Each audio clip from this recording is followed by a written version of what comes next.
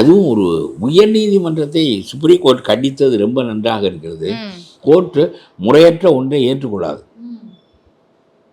அங்கே அந்த வழக்கு அது சரகத்துக்கு உட்பட்டது. கரூர் மதுரை சரகத்துக்குள் வருகிறது.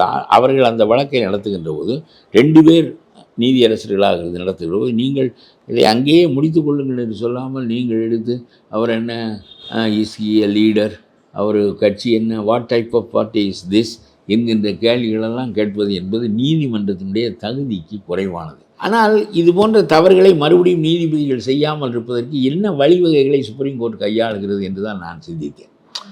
ஒரு முறை அவர் சொல்லிவிட்டார், இவரும் சொல்லிவிட்டார், நீங்கள் சொன்ன தீர்ப்பு சரியில்லை, நீங்கள் ஏதோ ஒரு குறிக்கோளோடு உள்ளே நுழைந்து இந்த வழக்கை கையில் எடுத்து இவ்வளதையும் பேசியிருக்கிறீர்கள் என்று சுப்ரீம் கோர்ட் சொல்லிவிட்டது. ஆனால் அந்த நீதியரசர் மறுபடியும் இதுபோல் நடப்பாரா நடக்க மாட்டாரா, அதுக்கு என்ன ஒரு அதிகாரி தவறு செய்தால், போலீஸ் அதிகாரி தவறு செய்தால் அவரின் மீது ஒரு நடவடிக்கை வருவது போல் நீதி அமைப்பில் வருவதில்லை.